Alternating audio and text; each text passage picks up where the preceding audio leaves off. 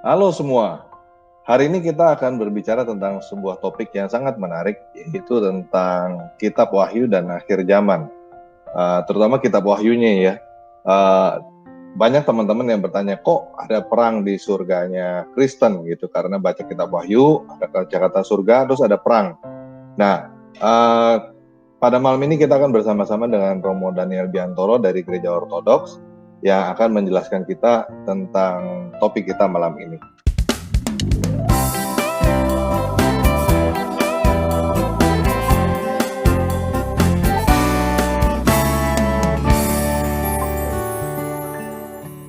Shalom Romo. Shalom.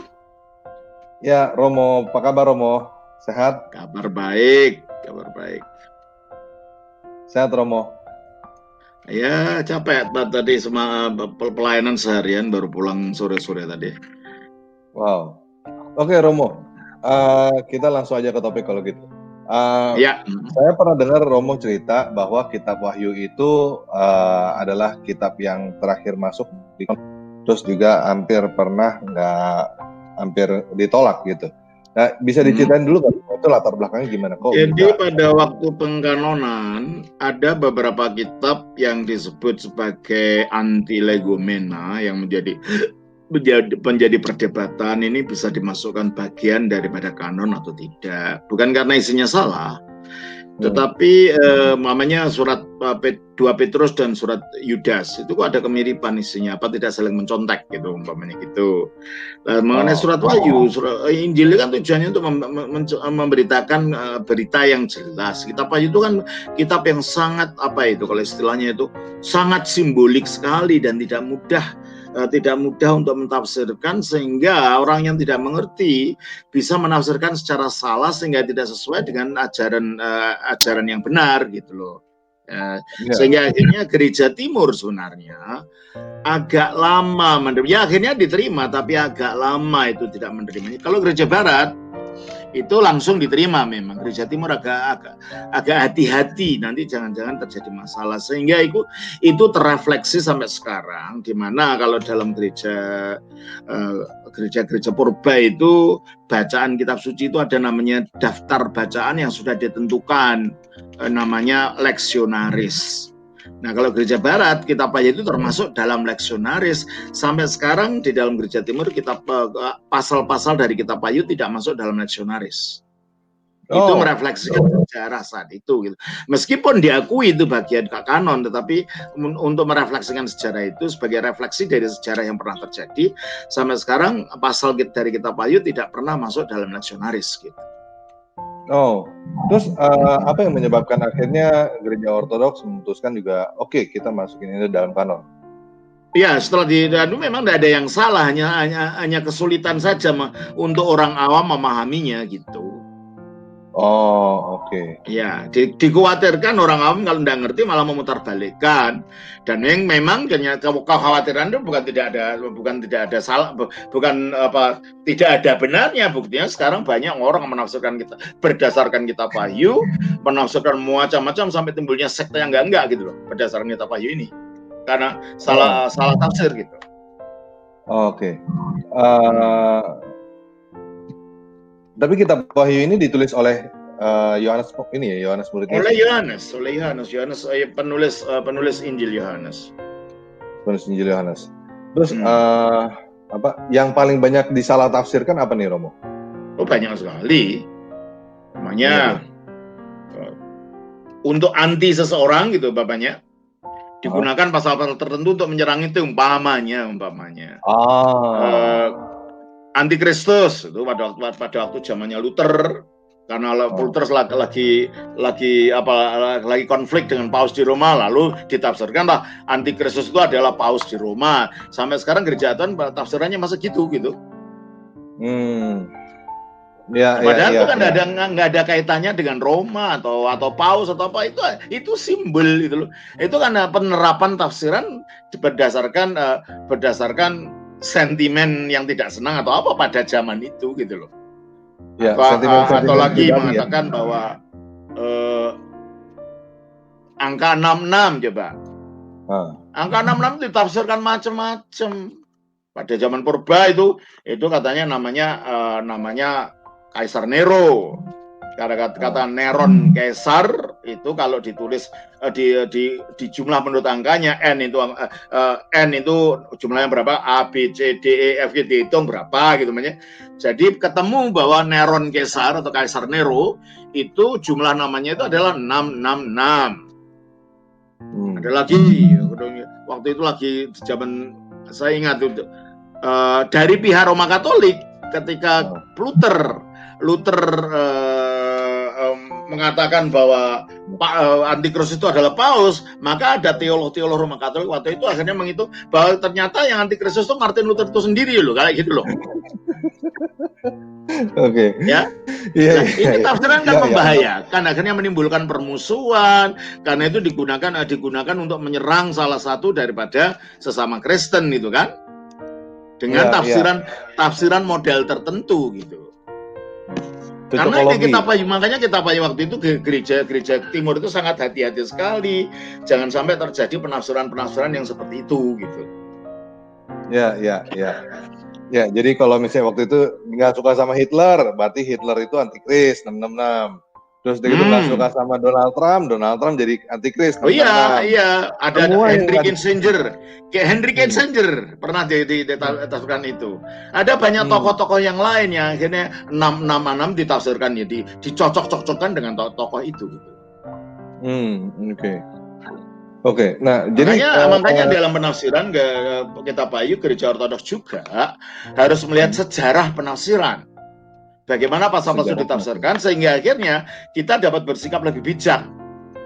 Jadi tidak menafsirkan secara sempit menurut kacamata kita, di mana kita tidak sedang dengan kelompok tertentu, maka kita terapkan itu pada kelompok itu gitu. Dan akhirnya itu bersifat sangat subjektif gitu kan. Sangat subjektif tafsiran yang sedemikian itu. Nah, seharusnya gimana nih Romo cara kita melihat? Nah, kalau gereja Ortodoks, jadi sebenarnya ada 4 jenis penafsirannya. Ada 4 jenis penafsiran. Coba saya baca ini buku bantu saya sebentar ya. Buku bantu saya ada buku bantu ini. Ada 4 jenis penafsiran ya. Yang pertama adalah mereka mengatakan bahwa kelompok yang pertama mengatakan ini adalah bersifat sejarah. Jadi ini adalah simbol-simbol yang terjadi hanya pada abad pertama saja gitu loh. Sudah pernah terjadi, cuman disimbolik gitu ya. Ya, simbolik itu hanya terjadi pada abad pertama saja, ya kan? Terus ada lagi yang menafsirkan ini sebenarnya bisa ini kelompok yang kedua ya, sebentar saya caranya di sini. Kelompok yang kedua sebentar. Ada yang bersifat eksklusif untuk zaman kiamat, zaman akhir. Sehingga semua dicocok-cocokkan dengan zaman akhir gitu loh. Jadi ini tafsiran yang disebut preterite, tafsiran masa lalu, ada tafsiran bersifat futuristik yang melihat semuanya ini adalah nubuat untuk akhir zaman. Nah, ada lagi bahwa semua yang ada dalam kitab Wahyu ini adalah terjadinya masih zaman sekarang, makanya kejadian-kejadian apa dicarikan ayatnya, ditafsirkan, oh ini begini karena kitab Wahyu mengatakan begini. Jadi itu ada yang di Amerika itu Jack Van Im, kalau saya tidak salah namanya, saya lupa sama istrinya itu. Selalu jadi berita dunia yang terjadi sekarang ditafsirkan, oh ini karena dalam kitab Wahyu mengatakan ini. Ini tafsiran yang ketiga. Ada lagi tafsiran yang keempat, yaitu bahwa ini sebenarnya hanya simbol peperangan antara yang baik dan yang jahat yang akhirnya dimenangkan oleh yang baik. Jadi ini adalah pemahaman secara moral saja. Masing-masing tafsiran ini punya kekuatan, punya kelemahan. Nah, kalau gereja Ortodoks sikapnya adalah keempat-empatnya harus dikombinasikan. Memang itu ada unsur sejarahnya. Memang itu ditulis pada waktu orang Kristen sedang mengalami aniaya di bawah Kaisar Nero atau kalau Kaisar Domitianus atau siapa waktu itu. Dan juga tetapi ini apa yang terjadi pada zaman sejarah itu juga merupakan simbol dan refleksi apa yang terjadi akhir zaman nanti. Nah, dari itu nanti dapat kita cari makna moralnya apa sih semuanya ini. Nah, ini jadi tafsiran secara moral. Tapi juga ini dapat dimengerti bahwa hal-hal yang terjadi pada zaman dulu itu ada relevansinya untuk zaman sekarang. Jadi kalau gitu dalam gereja ortodoks tidak ada satu jenis penafsiran yang secara sempit dimengerti untuk memahami kitab Wahyu ini. Umpamanya yang hanya akhir zaman saja, semuanya diarahkan ke sana gitu. Oh, masa lalu saja, semuanya itu sejarah masa lalu. Sekarang tidak ada gunanya buku itu untuk kita sekarang. Itu hanya ekspresi dari sejarah penganiayaan orang Kristen di zamannya Kaisar Nero gitu. Jadi kalau ortodoks mengambilnya dari keempat-empatnya, empat pendekatan itu dikombinasikan jadi satu sehingga memberikan pandangan yang utuh, pemahaman yang utuh dan gitu tanpa harus menerapkan ini pada orang-orang tertentu yang kita benci, enggak gitu loh. Ya kayak yang Luther itu mengatakan ini Antikristus itu gambarnya Paus di Roma itu, akhirnya sebaliknya beberapa teolog Katolik itu mengatakan ini sebenarnya Antikristus itu Luther itu sendiri gitu kan. Nah kan lucu akhirnya saling hantam-menghantam menggunakan bahan yang sama gitu. Ya kan? Ya. Mungkin kita bisa mulai dari makna moralnya dulu, Romo. Sebenarnya apa yang ingin disampaikan oleh kitab Wahyu ini, Romo? Ya, makna moralnya memang kejahatan itu akan selalu muncul dan akan selalu melawan kebaikan. Tapi pada akhirnya kalau kita lihat pada pasal 19 di mana dikatakan Kristus akan datang dengan naik kuda putih dan lain-lain, antikristus akhirnya dimasukkan neraka, berarti pada akhirnya kemenangan kebaikan itu yang akan menang, kejahatan akan hancur gitu loh.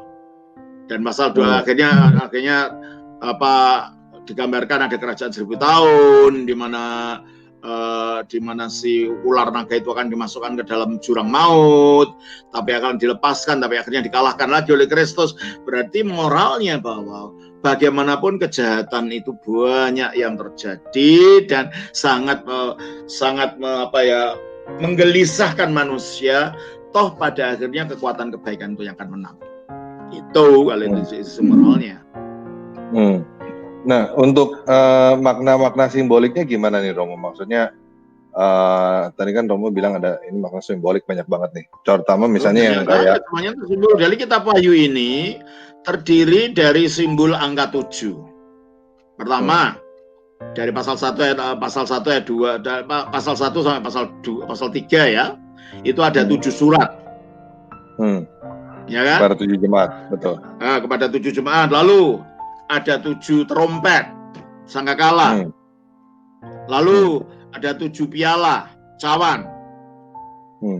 Ya toh? Lalu ada 7 meterai, 7. Dan di dalam masing-masing 7 itu ada interlude, ada cerita, ganti lagi ke akhir daripada 7 itu ada ceritanya gitu. Contohnya, coba kita lihat dari pasal 12, kita lihat ya. Jadi kita tidak bisa interlinear membacanya, ini merupakan peristiwa akhir zaman yang terjadi, harus ini habis ini habis ini habis ini. Kita akan bingung sendiri dengan adanya lingkaran 7 ini. Nah, lalu sangkakala itu apa, meterai itu apa, cawan yang dicurahkan juga itu apa gitu kan. Dan akhirnya kita lihat kalau di dalam Kejadian pasal yang ke-11 dulu. Ini sangkakala yang terakhir. Ya. Sangkakala ayat 15. Lalu saya beri contoh saja ya. Lalu malaikat yang ke-7 meniup sangkakalanya dan terdengarlah suara nyaring di dalam surga dan seterusnya dan seterusnya. Lalu ada interlude. Ada masa tenggang, masa jeda. Ayat 19. Maka terbukalah bait suci Allah yang di surga, dan kelihatanlah tabut perjanjiannya di dalam bait suci itu, dan terjadilah kilat dan deru guru dan gempa bumi dan hujan es yang lebat. Gitu? Baru apa? Baru munculnya perempuan dan ular naga ini. Ya, Ada ular naga yang kelihatan, lalu naga memburu perempuan. Baru kemudian pasal 13 ada binatang yang keluar dari dalam lautan. Ya. Lalu ada binatang yang keluar dari bumi. Dan seterusnya, ya. Nanti baru interlude lagi di pasal yang mulai lingkaran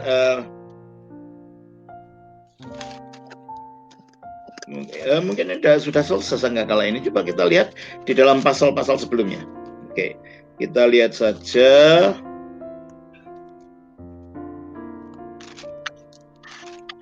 Kalau pasal 1 sampai 3 itu 7 surat. Lalu jemaat. Pasal 5 itu meterai. Mulai pasal 6 itu meterai. 6 meterai baru yang ke-7. Ya. Ke-7 ada interlude ada jedanya ya, di mana 144.000 orang Israel, suku Israel dimeteraikan.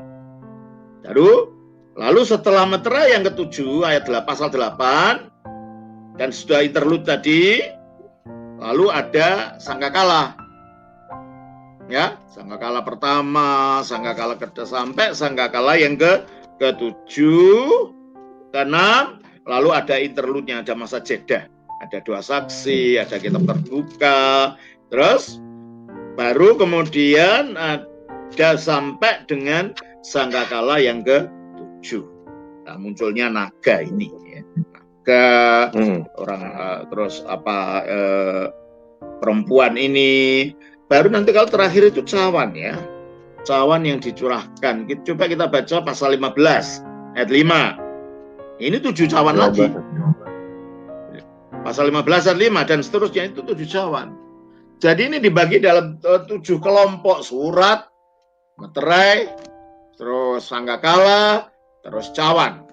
Nah, di antara ini, antara dari simbol yang satu ke simbol yang lain, ada jeda cerita tadi, termasuk mengenai adanya peperangan di surga itu di jeda tadi, gitu. Sekarang apa yang mau ditanyakan tentang peperangan di surga? Ya, dan satu dari 4 makhluk itu memberikan kepada 7 malaikat 7 cawan dari emas yang penuh berisi murka Allah, yaitu Allah yang hidup sampai selama-lamanya.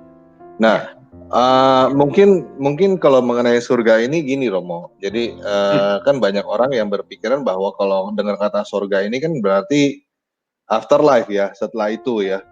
Setelah kehidupan gitu. Itu yang ada di pikiran banyak orang. Kok jadi pikirannya kok di afterlife gitu kok masih ada peperangan lagi, itu gimana ceritanya gitu? Nah, ini kan bukan afterlife, itu belum selesai, itu masih perjuangan antara wanita dengan si ular naga. Dan kata yang diterjemahkan surga ini kalau dalam bahasa aslinya bunyinya Uranos. Uranos di dalam bahasa aslinya kitab suci Perjanjian Baru tidak otomatis artinya surga di tempatnya Allah ada. Itu juga berarti langit, angkasa. Coba kita baca di dalam bahasa aslinya Uranos atau Uranos ya. Kita baca dalam kisah Efesus pasal 6 ayat 12. Efesus 6 ayat 12. 6 ayat 12.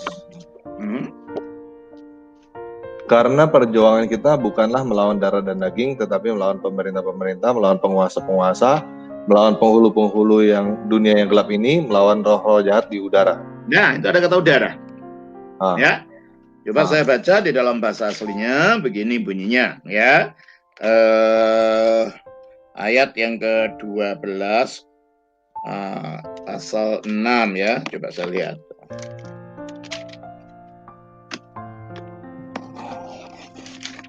Ya, oti uk estin imin ipali pros ema kesarka, karena perjuangan kita bukan melawan darah dan daging Allah, tetapi prostas arkas, melawan pemerintah-pemerintah. Ini pemerintah bukan pemerintah duniawi maksudnya. Ini adalah jenjang di dalam alam roh itu, di bawah iblis.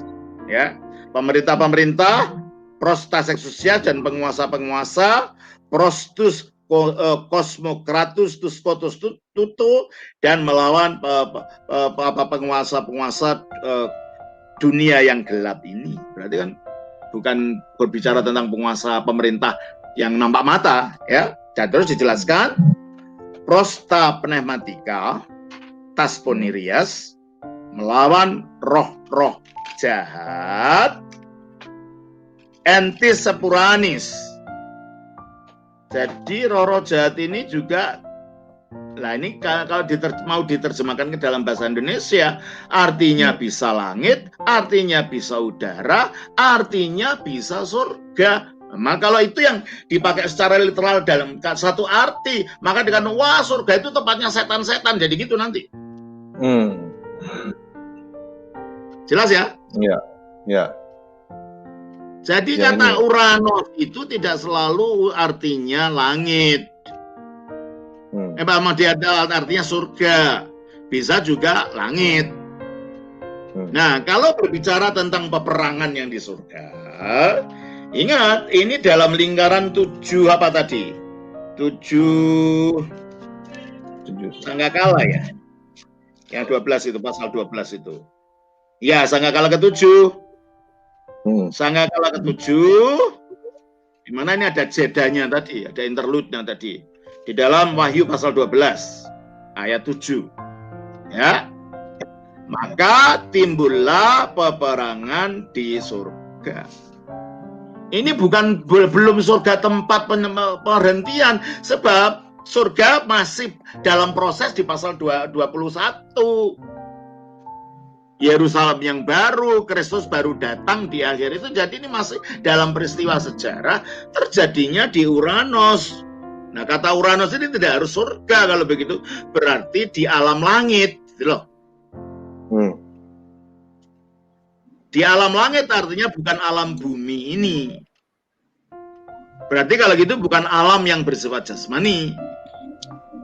Di alam non fisik, bukan di alam non bumi. Di alam yang tidak nampak itulah terjadinya peperangan. Ini jadi kata Uranos ini tidak boleh diterjemahkan dalam arti surga, dalam pengertian surga tempat orang mendapatkan kebahagiaannya.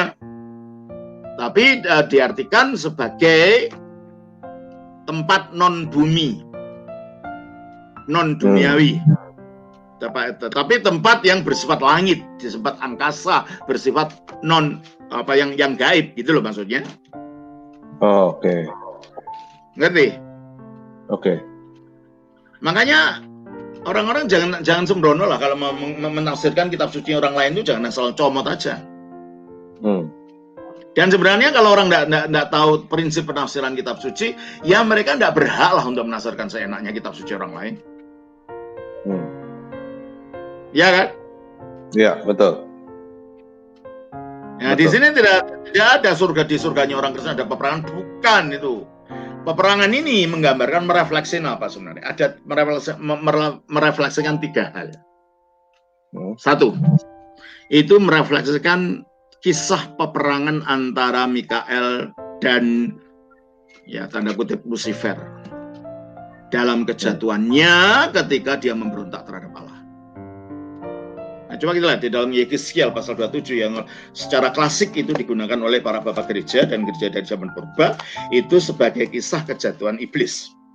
Dari seorang malaikat jatuh menjadi iblis, lalu diusir oleh malaikat, ya sesama malaikat yang punya kekuasaan yang sama dengan dia. Coba kita baca dalam Yeskiel pasalnya yang ke-28. Nah, ini digambarkan sebagai Raja Tirus, ya. Tapi kalau ini Raja Tirus sungguhan tidak mungkin dikatakan dalam ayat 13, coba ayat 12 dan 13.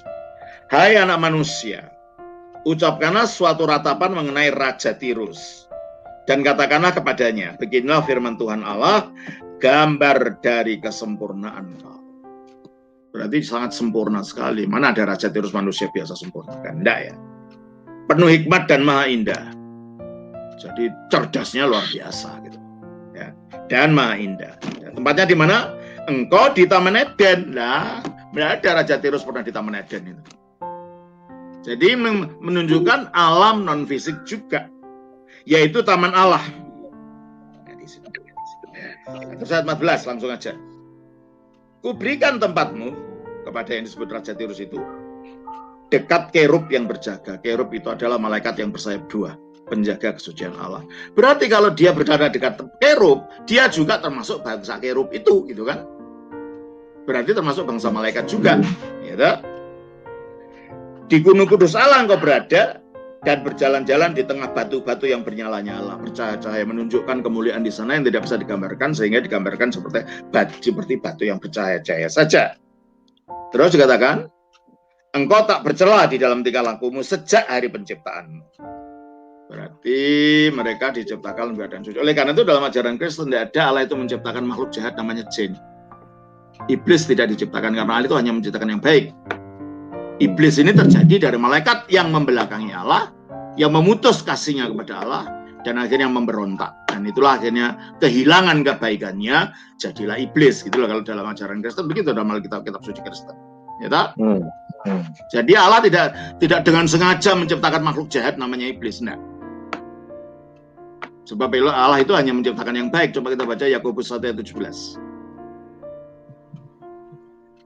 Yakobus 1 ayat 17.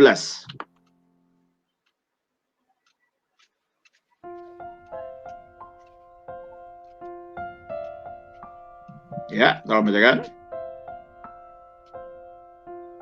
Yakobus 1 ayat 17. Setiap pemberian yang baik dan setiap anugerah yang sempurna datangnya dari atas, diturunkan dari Bapa segala terang, padanya tidak ada sempurna itu yang datang dari Allah. Oleh karena itu Allah bukan sumber kejahatan. Oleh karena itu dia tidak mungkin akan menciptakan makhluk jahat. Jadi kalau ada makhluk jadi jahat, karena makhluk itu membelakangi Allah. Karena makhluk itu menggunakan kebebasannya untuk memilih yang jahat. Bukan karena diciptakan begitu. Jelas ini ya? Berarti kerub atau malaikat itu mempunyai kebebasan memilih juga ya, Romo? Oh iyalah. Semua manusia yang mempunyai akal dan semuanya ini termasuk malaikat yang diberi kehendak bebas. Hanya sesudah mereka memilih kehendak bebas, yang satu memilih untuk memberontak dan yang satu tetap tinggal setia kepada Allah, sesudah itu dimeteraikan. Sehingga yang sudah milih jahat tidak bisa bertobat jadi baik, yang sudah tetap setia kepada Allah tidak bisa menjadi jahat. Sudah itu tidak mungkin terjadi kejatuhan lagi.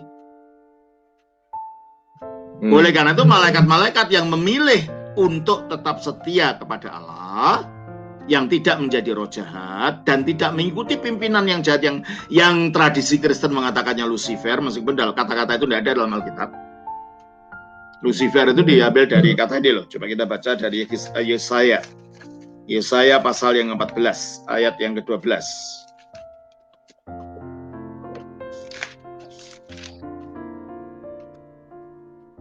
Ya. Yesaya 14 ayat 12. Tolong bacakan.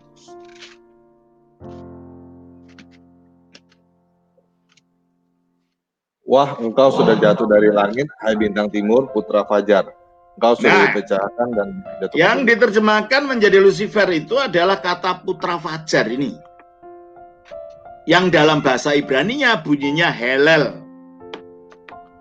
Helel artinya penyandang terang. Ya, tapi diterjemahkan oleh Alkitab Bahasa Indonesia sebagai putra fajar, dan inilah yang diterjemahkan dalam bahasa Latin menjadi Luciferus, artinya penyandang terang. Jadi sebenarnya Lucifer itu bukan namanya iblis, karena dia masih malaikat, kalaupun itu nama, tapi itu bukan kan, itu hanya sebutan aja. Sebutan Luciferus itu adalah mengenai ini. Coba saya baca dalam, kebetulan saya punya Alkitab Bahasa Latin ya ini. Ini kitab suci resmi Gereja Katolik. Namanya Vulgata. Di dalam Vulgata, di dalam kitab Yesaya pasal yang ke-14 ayat 12, saya bacakan demikian di dalam kitab Vulgata. Ya. Pasal 14 ayatnya 12. Womodo Sesidisti daselo Lucifer, qui mane oribaris. Ini kata Lucifer muncul. Selo itu langit. Bagaimana kamu turun dari langit? Dan dalam King James, terjemahan King James, kata Helel dalam bahasa Ibrani yang diterjemahkan menjadi Luciferus dalam bahasa Latin itu, akhirnya penerjemah King James mengambil itu sebagai nama, usnya dibuang, tinggal er-nya saja. Coba kita baca King James pasal Yesaya 14 ayat 12. How art thou fallen from heaven, O Lucifer? Nah itu. Jadi kalau ada bahasa Ibrani-nya tidak ada kata Lucifer itu, yang adalah Helel. Dan dari Helel itulah, penyandang terang itulah, diterjemahkan ke dalam bahasa Latin Luciferus. Luci artinya, lux artinya terang. Verus itu penyandang. Luciferus penyandang terang yang menerjemahkan kata Helel di dalam bahasa Ibrani. Nah, terjemah ke King James, Luciferus itu dipakai sebagai nama Lucifer. Oleh karena itu dalam Alkitab bahasa Indonesia yang menerjemahkan langsung dari bahasa Ibrani, ya kata Lucifer itu tidak ketemu. Sebab itu terjemahan dari kata Helel yang diterjemahkan ke dalam bahasa Latin. Jelas ini ya? Ya. Nah, terus, yalah karena memang itu sudah menjadi tradisi namanya iblis Lucifer, adalah pakainya gitu aja. Tapi saya jelaskan asal mulanya bukan gitu ya. Saya hanya menjelaskan aja. Jadi malaikat-malaikat yang memberontak mengikuti Lucifer dalam pemberontakannya kepada Allah, itulah yang menjadi malaikat-malaikat jahat atau roh-roh jahat. Coba kita baca di dalam Matius pasal 25 ayat yang ke-41. Matius pasal 25 ayat 41, tolong bacakan. Matius 25 ayat 41. Ayat 41. Dan ia akan berkata juga kepada mereka yang di sebelah kirinya, enyahlah dari hadapanku, hai kamu orang-orang terkutuk. Enyahlah ke dalam api yang kekal yang telah sedia untuk iblis dan malaikat-malaikatnya. Nah, iblis dan malaikat-malaikatnya. Bala tentara iblis yang di dalam Efesus disebut sebagai pemerintah, penguasa, penghulu-penghulu dunia yang gelap, roh-roh jahat di udara, itulah malaikat-malaikatnya iblis. Atau malaikat-malaikatnya si ular naga tua. Wahyu pasal 12 ayat 7. Wahyu pasal 12 ayat 7. Wahyu 12 ayat 7. Okay.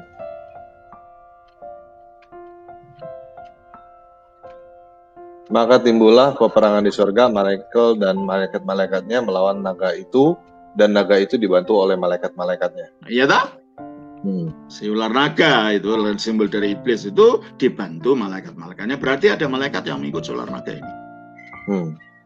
Ya, yang di 9 ini ya Roma ya. Dan naga besar itu si ular tua yang disebut iblis atau Satan. Ya, itu malaikat-malaikat. Dan inilah yang disebut juga di dalam Yudas 1 ayat 6. Yudas pasal 1 ayat 6. Tolong bacakan. Yudas 1 ayat 6. Dan bahwa ia menahan malaikat-malaikat yang tidak taat pada batas-batas kekuasaan mereka, tetapi yang meninggalkan tempat kediaman mereka dengan belenggu abadi di dalam dunia kekelaman sampai penghakiman pada hari besar. Jadi berarti ini ada malaikat-malaikat yang tidak taat. Taat pada batasnya, batas sebagai makhluk, karena ingin memberontak bersama Lucifer, ingin menjadi seperti Allah. Lalu meninggalkan tempat kediaman mereka. Kediaman apa? Kediaman kemalaikatannya di surga itu ditinggalkan. Nah, karena ditinggalkan akhirnya mereka dihukum dalam belenggu abadi. Yaitu belenggu apa? Belenggu kekelaman, bukan rantai. Di alam roh mana ada rantai. Sehingga makhluk yang tadinya malaikat baik itu menjadi makhluk kelam, makhluk gelap. Dan itulah yang kita sebut roh jahat itu. Dan mereka di sana dalam kegelapan itu sampai penghakiman pada hari besar. Mereka akan dihakimi nanti, gitu loh. Jelas ya? Nah, Nah, jadi timbul pertanyaan gini, Romo. Nah, ya, yang di peperangan di surga ini ya Michael dan para malaikatnya ini sama lawan naga itu. Saya belum selesai. Oke. Saya memberikan ke latar belakang dulu. Oke. Mari selanjutnya ayat kembali ke Yeskiel pasal 28 ayat 15, baca lagi. Yeskiel. Ya, Yeskiel 28 ayat 15.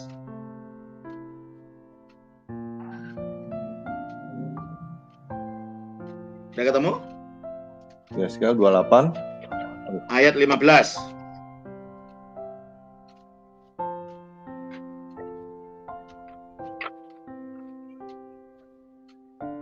Engkau tidak bercela dalam tingkah lakumu sejak hari penciptaanmu sampai terdapat kekurangan. Jadi sejak hari penciptaan dia tidak bercela, dia kudus, tidak ada dosa.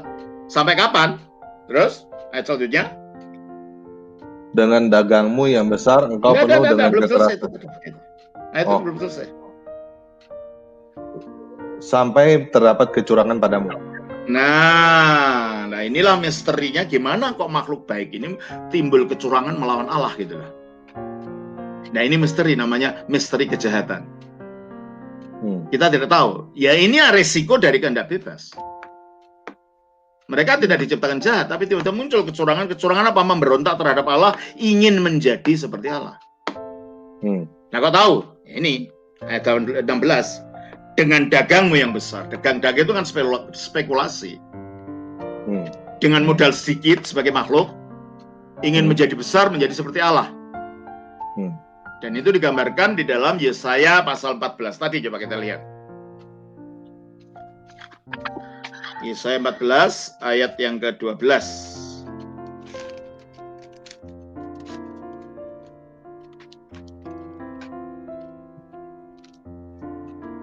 Ya, tolong bacakan. Wah, engkau sudah jatuh dari langit, hai bintang timur putra fajar, engkau sudah berarti tadi tempatnya itu di langit ya. Kalau dia jatuhnya dari langit, berarti tempatnya tadi di langit, berarti makhluk langit ini. Terus meskipun digambarkan sebagai Raja Babel, seperti yang di 28 itu dia gambarkan sebagai Raja Tirus, tapi sebenarnya berbicara tentang makhluk yang sama. Terus engkau sudah dipecahkan dan jatuh ke bumi, hai yang mengalahkan bangsa-bangsa. Ya, setelah jatuh ke bumi dia mengalahkan semua bangsa, semua dunia itu tunduk kepada kemauan dia gitu kan. Terus engkau yang tadinya berkata dalam hatimu, engkau yang tadinya, nah inilah kecurangannya itu, dan inilah dagangnya itu. Engkau tadinya ngomong apa katanya? Engkau yang tadinya berkata dalam hatimu, aku hendak naik ke langit. Loh sudah di langit kok mau naik ke langit lagi itu loh. Nah itu dia. Berarti dia ingin makin tinggi gitu loh. Ambisinya makin tinggi. Lah ke langit kemana lagi itu terus? Aku hendak mendirikan tahtaku mengatasi bintang-bintang Allah. Nah kata-kata bintang-bintang dalam Alkitab itu sering digambarkan itu berbicara tentang malaikat. Kalau dia mengatasi bintang-bintang Allah, artinya dia ingin menjadi raja dari semua malaikat yang lain gitu loh. Padahal yang berhak menjadi raja atas malaikat itu hanya Allah.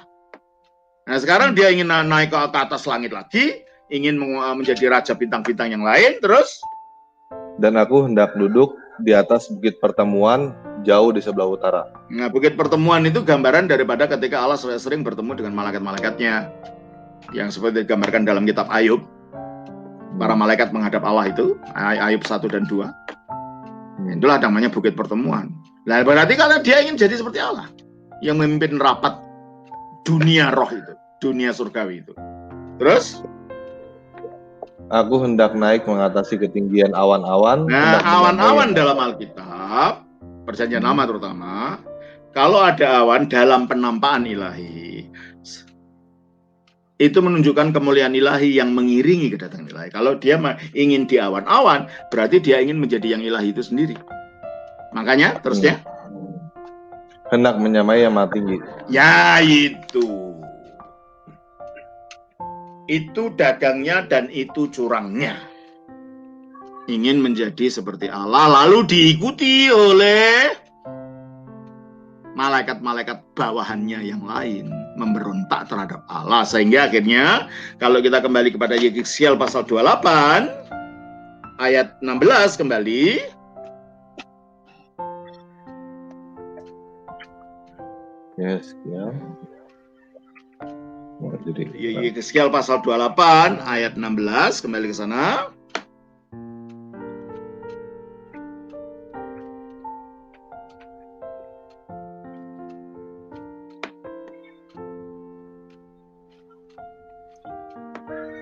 maka kubuang kau dari gunung Allah dan keruk yang dengan dagang yang besar, spekulasinya yang besar ingin menjadi Allah itu, maka ayat 16 belum selesai itu. Maka kubuang kau dari gunung Allah dan engkau penuh dengan kekerasan. Oh iya. Dan engkau berbuat dosa. Itulah kekerasan itulah yang digambarkan seperti peperangan di surga tadi. Terrefleksi dalam kitab Wahyu pasal 12 itu. Nah, yang memerangi siapa? Teruskan. Dengan dagangmu yang besar kau penuh dengan kekerasan dan kau berbuat dosa, maka kubuang kau dari gunung Allah, dan kerub yang berjaga membinasakan engkau dari tengah batu-batu yang bercahaya. Kerub melawan kerub gitu loh. Ya mungkin ini Mikael gitu loh. Jadi lawannya iblis itu bukan Allah, tidak mungkin dia makhluk gimana menjadi lawannya. Allah tidak punya lawan. Kalau Allah punya lawan dan lawannya itu iblis, berarti ini kita percaya pada dualisme gitu kan. Kita tidak percaya Allah cuma satu-satunya. Iblis bukan lawannya Allah. Dia memberontak, tapi bukan lawannya Allah. Allah tidak punya lawan.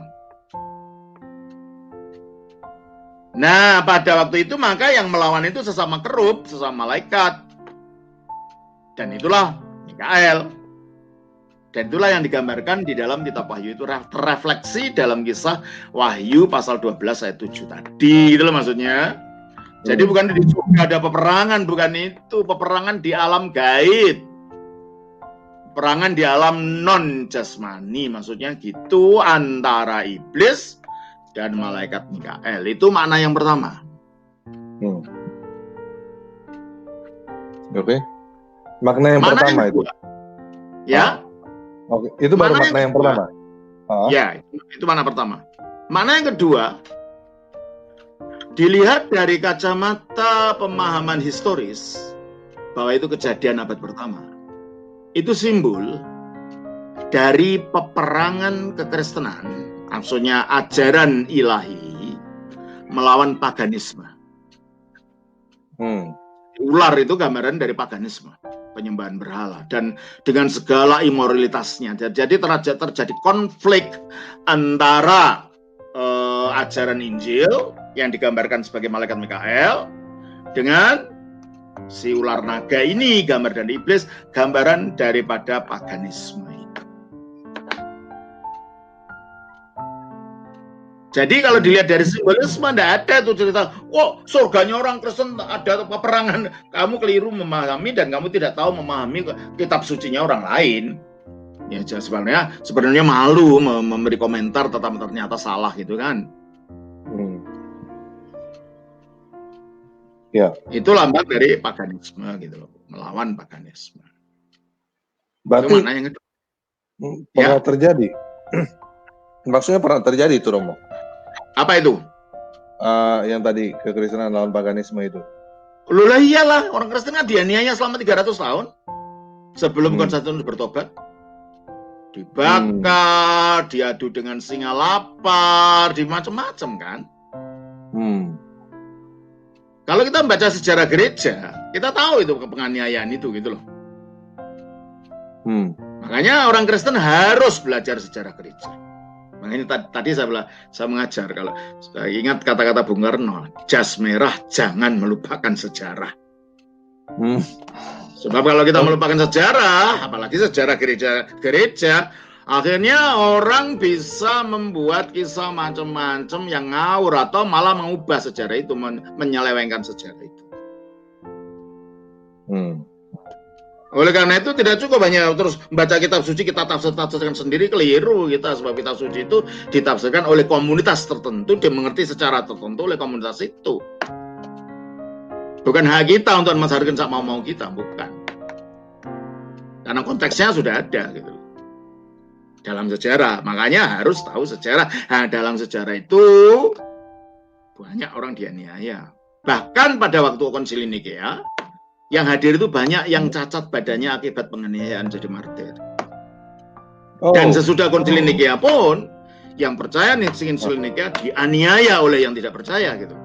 Dan waktu itu yang satu-satunya orang yang percaya pada Tritunggal itu waktu itu yang membela adalah Athanasius. Dan sesudah matinya Konstantinus, anaknya Konstantinus sampai zamannya Valens, itu adalah mendukung Arianisme. Kalau tidak ada Athanasius, mungkin seluruh orang Kristen sekarang modelnya kayak saksi Yehova semua. Karena mereka yang menganiaya. Jadi keliru kalau mengatakan pada konsili Nikea itu, pada konsili itu orang-orang yang tidak percaya tunggal dianiaya. Terbalik, karena kamu tidak ngerti sejarah, maka kamu membuat hoax. Athanasius itu sampai dikatakan dalam bahasa Latin, Athanasius contra mundo, katanya. Athanasius melawan dunia, maksudnya dunia kerajaan Romawi waktu itu. Dia jadi patriark di Alexandria, dipecat, diangkat sampai 5 kali. 5 kali? Wow. 5 kali dia dipecat, dipecat karena dia niaya gitu loh. Sampai dia melarikan diri dan dia bersembunyi di tempat para biarawannya. Dia punya biara, ada biarawannya. Disembunyikan di dalam kuburan, karena kuburannya terbuat dari marmer, dibuka di atasnya, dia masukkan di situ. Sehingga ketika tentara Romawi datang mau membunuh dia, tidak ketemu karena dia di dalam itu gitu loh. Jadi terbalik kalau orang mengatakan yang percaya Tritunggal itu yang menganiaya yang tidak percaya, terbalik-balik karena nggak tahu sejarah gitu loh. Itulah sebabnya maka saya katakan kita harus belajar sejarah untuk tahu yang sebenarnya. Jadi kita tidak percaya pada yang ngawur gitu loh. Sampai ada aliran mengatakan bahwa aliran mereka yang modern itu sudah ada di zaman gereja purba, tapi dianiaya gereja Roma. Di zaman purba itu gereja Roma tidak menganiaya siapa-siapa, itu malah dianiaya oleh pemerintah Romawi. Terjadi penganiayaan itu kan zaman pertengahan ketika ada inkuisisi dan lain-lain. Perang salib. Tapi pada zaman purba mereka sama-sama dianiaya semua. Di mana ada gereja dianiaya gereja Roma pada abad-abad keempat itu? Abad-abad ke-1 sampai ke-4 tidak ada itu. Jelas ya ini? Iya, Romo, saya udah taruh di kolom deskripsi video ini link untuk beli buku ortodoks Romo. Yang buku tentang sejarah ini ada judulnya apa ya Romo? Sejarahnya masih sedang diselesaikan. Coba aja ini kalau teman-teman mau ini nomornya supaya telepon Bu Ibu Theodor. Ada namanya gereja Alamau tidak dapat mengalahkannya, namanya itu judulnya. Itu sejarah gereja mulai zaman perjanjian baru sampai abad ke-4. Ibu Theodora. Jemaatku atau gerejaku Alamau tidak dapat mengalahkannya. Oke, itu teman-teman kalau mau beli, teman-teman yang mau beli bisa ke ini ya bisa telepon Ibu Theodora atau bisa beli di link yang ada di deskripsi video ini. Yang mengatakan Yesus diangkat pada waktu konsili Nikea jadi Tuhan itu bohong, memberi informasi yang sangat tidak terdidik. Ya kan ada yang gitu kita. Yesus diangkat jadi Tuhan pada konsili Nikea, bohong. Konsili Nikea itu untuk membentengi ajaran yang sudah ada, yang mau diselewengkan oleh Arius, gitu loh.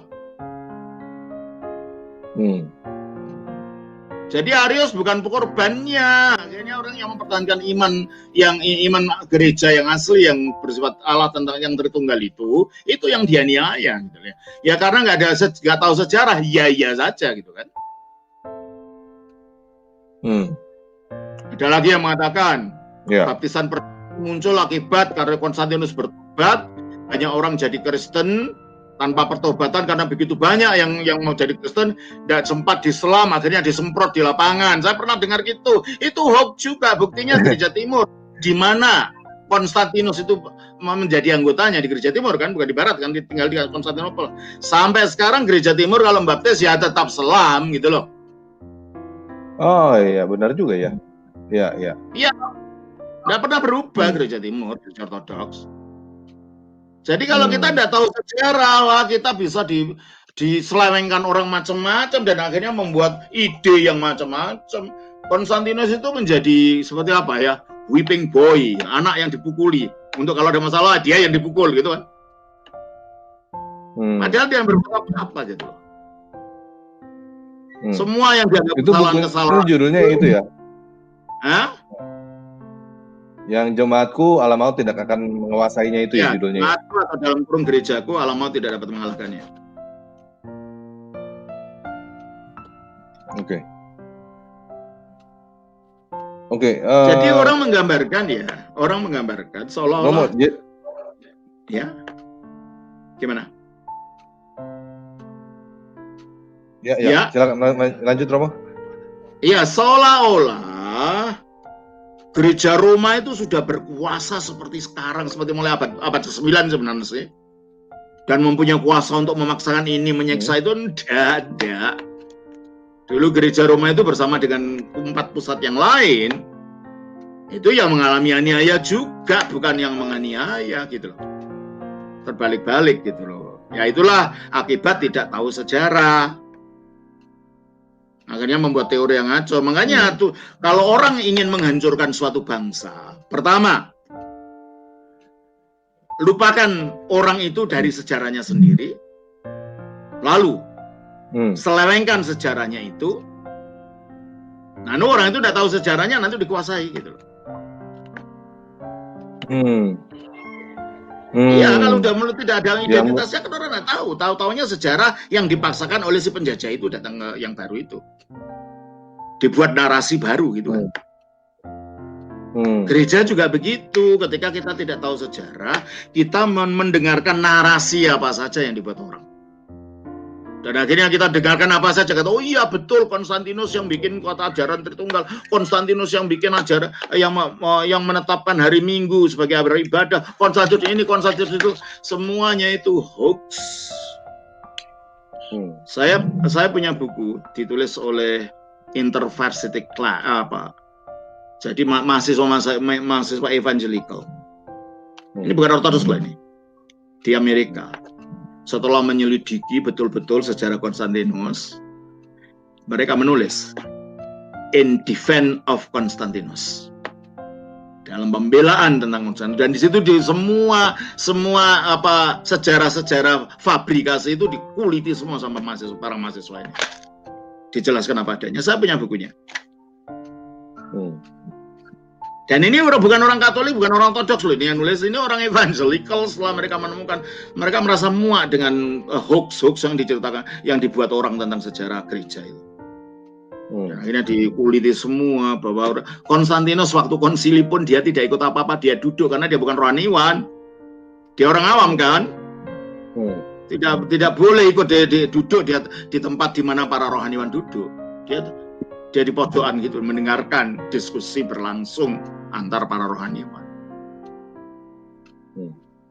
Jelas ini ya? Ya. Ya, termasuk penafsiran tentang surga tadi. Jadi ini hoax itu kan, orang nggak ngerti gitu. Makanya belajar kitab suci itu memang harus ada ilmunya ya. Ya ilmu sejarah, ilmu bahasa, ilmu apa saja harus ada. Kalau enggak ditafsirkan sendiri, ya akhirnya kita yang keluar adalah tafsiran-tafsiran hoax kita sendiri. Ngaco akhirnya gitu. Oke. Romo, pertanyaannya jadi gini Romo. Ini jadi peperangan di surga ini ya Michael dengan malaikat-malaikat ini sudah terjadi atau belum Romo? Itu refleksi dari kisah kalau dilihat dari sejarah sebagai refleksi kisah di dalam kitab Yekisiel tadi, itu refleksi dari peristiwa yang sudah terjadi. Tetapi kalau itu dilihat dari kacamata sejarah abad pertama, itu pun refleksi dari peperangan antara gereja Kristen dan paganisme, itu pun telah terjadi. Tetapi kalau ini juga dilihat sebagai nubuat di akhir zaman, ya nanti malaikat Mikael akan diutus oleh Allah untuk membela umat Allah melawan roh-roh jahat ini yang akan menganiaya umat Allah di akhir zaman. Malaikat Gabriel, malaikat Mikael itu yang akan membela umat Allah. Jadi ada 3 tafsiran. Tafsiran pra, dunia, yaitu ketika kejatuhan Luther, tafsiran sejarah kuno zaman gereja Kristen yang pertama, dan tafsiran masa depan, di mana itu nanti karena Lucifer itu dikatakan sebagai pembela umat Allah, dalam hal ini Israel, tapi juga gereja membela roh-roh jahat yang melawannya, dan ini terrefleksi dalam kisah ini gitu. Oke. Nah, sikap kita sebagai orang Kristen ini harusnya dengan adanya 3 tafsiran ini mesti ngotot salah satu yang benar, atau ini sebagai pengetahuan aja gitu, Romo? Kalau orang Kristen ortodoks diterima semuanya. Iya, itu refleksi yang pernah terjadi di alam sebelum ada dunia, iya. Refleksi loh ya. Tapi itu juga merupakan sindiran terhadap situasi di abad pertama. Namun pada saat yang bersamaan, ini merupakan nubuat akan terjadi di masa depan. Makanya kalau ortodoks, 4 tafsiran itu dirangkul untuk membentuk satu kesatuan utuh, sehingga kita tidak menafsirkan secara sempit gitu loh. Jadi kalau secara sempit jadi bahaya kan. So, anak-anakku ini akhir zaman. Saya ingat tahun berapa itu yang ada katanya tafsiran bangsa Indian itu, apa itu, bangsa Maya itu. Tahun berapa? 2012 ya? Katanya hari kiamat. Ya kan? Aduh lupa. Ingat? Karena apa? Ini ada sebagian orang yang menafsirkan 1 Yohanes 2 ayat yang ke-19. 1 Yohanes 2 ayat 18, tolong bacakan.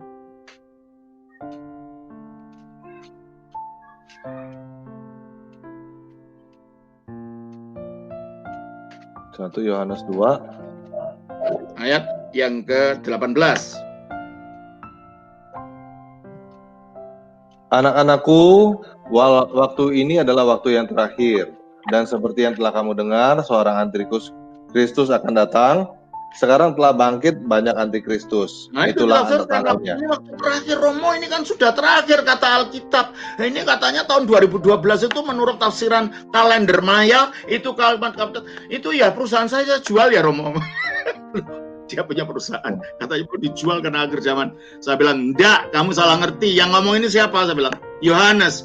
Jadi ngomong tahun berapa itu? Abad pertama. Jadi pada abad pertama mengatakan dia itu sudah waktu terakhir. Jadi tidak berbicara tahun 2012 ini.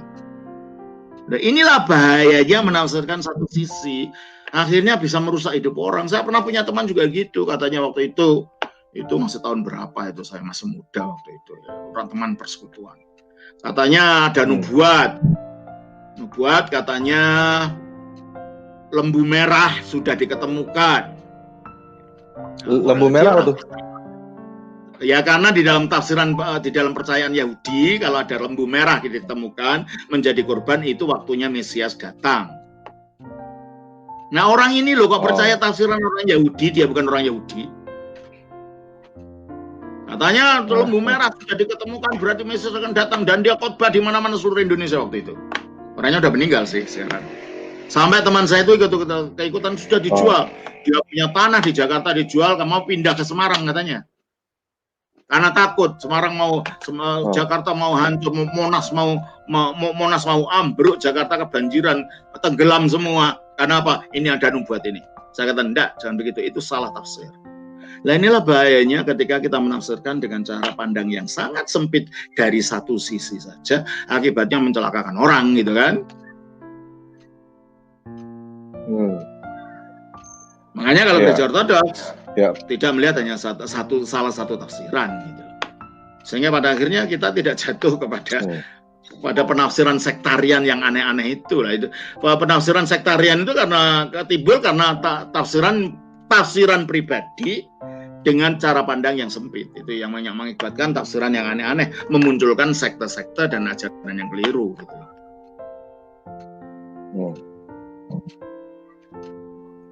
Jelas ya? Ya ada, ini sudah jam 8.30. Romo, boleh tanya satu lagi ya, Romo? Ya, boleh. Mengenai kehendak bebas, Romo. Tadi kan Romo bilang malaikat itu kehendak bebas, punya kehendak bebas. Ya, ada yang saya tahu ada teman-teman yang bilang malaikat itu seperti robot ya. nggak punya kehendak bebas gitu. Ada yang menafsirkan begitu. Nah,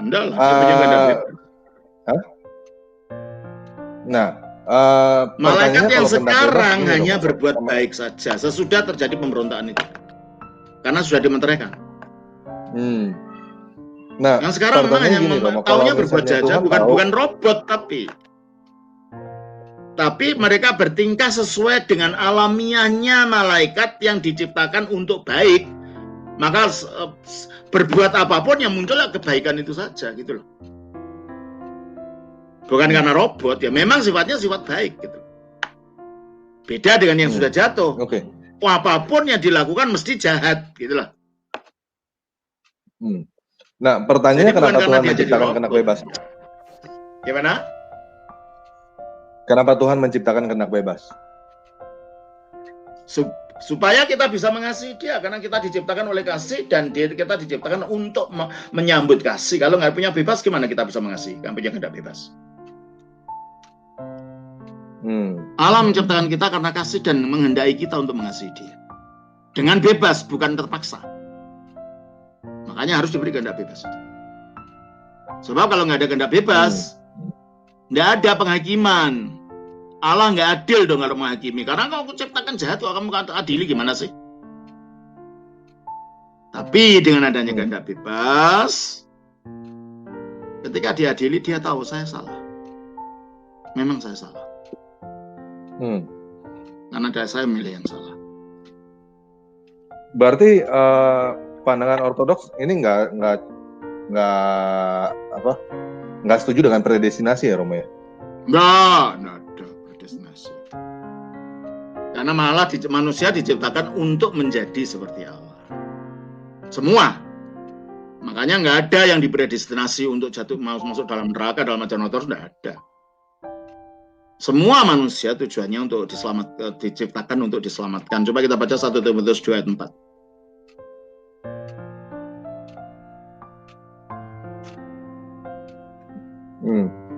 Nah, pertanyaan balik ke mengenai predestinasi sama yang model kehendak bebas ini, pertanyaannya gini loh, maksudnya. Kan Tuhan kan katanya baca dulu, ayatnya baca dulu. Baca dulu ayatnya, 1 Timotius 2 ayat 4. Bentar ya. Bentar, tadi dulu.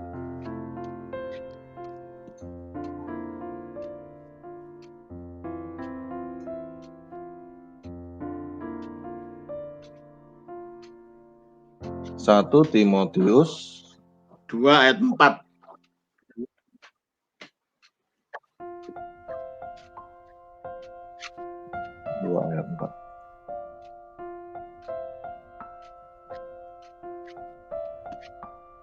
Yang menghendaki supaya semua orang diselamatkan dan memperoleh pengetahuan akan kebenaran. Yang menghendaki supaya semua orang diselamatkan. Itu kehendaknya. 2 Petrus 3 ayat 9.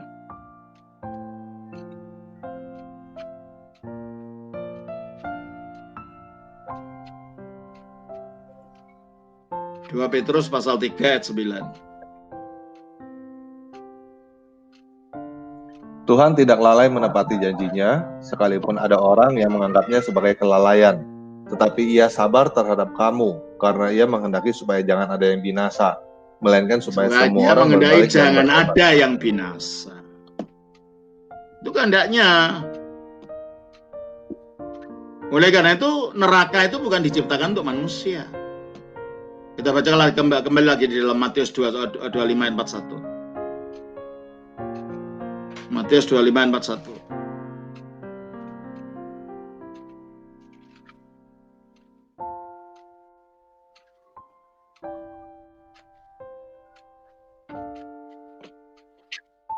Dan ia akan berkata juga kepada mereka, "Tuhanku, engkau, hai kamu orang-orang terkutuk, menyalalah di dalam api yang kekal yang telah untuk iblis dan malaikatnya." Menyala ke dalam api kekal yang telah disediakan untuk siapa? Untuk iblis dan malaikat. Iblis dan malaikat-malaikatnya. Bukan untuk manusia. Jadi neraka itu muncul karena pemberontakan di alam malaikat, iblis dan malaikat-malaikatnya. Jadi kalau sampai ada manusia masuk situ karena mereka mengikuti jalannya iblis, jadi pilihannya sendiri gitu, bukan diberi destinasi. Karena Allah mengendaki manusia diciptakan itu untuk menjadi seperti Dia. Nah, mungkin banyak teman-teman yang masih belum ngerti gini, Romo. Tuhan mengendaki kita semua selamat, tapi Tuhan juga tahu ada yang sebagian tidak selamat, gitu. Ya. Atau bagaimana? Kalau Tuhan tahu ada sebagian yang nggak selamat, yang tidak selamat itu bukan karena Allah tidak menyelamatkan mereka, karena mereka tidak mau untuk menerima keselamatan yang ditawarkan dalam Yesus itu, gitu loh. Nah, ini tuh ketidakmaunya karena kehendak bebas tadi, gitu loh. Bukan salahnya Tuhan, salahnya mereka nggak mau terima, kenapa, gitu loh. Ya. Oke, Romo, terima kasih. Nanti kita ketemu lagi hari minggu depan, Sabtu ya.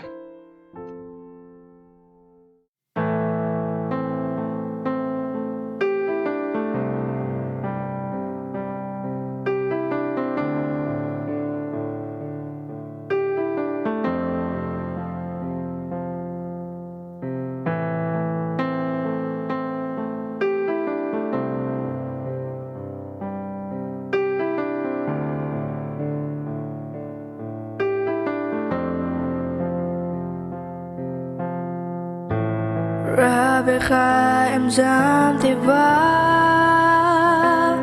אתה חזר כמה שערה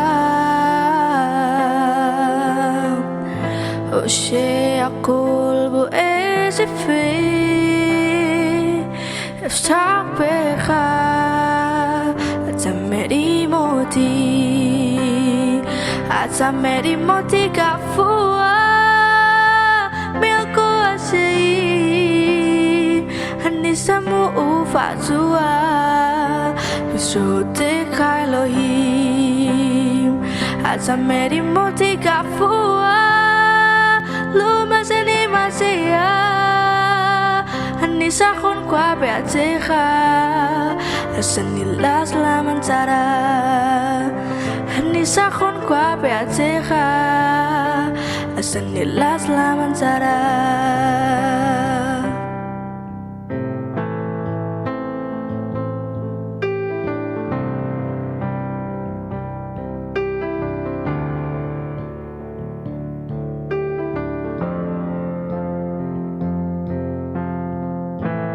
Padamu ku berharap Engkau kuat mengatasi badai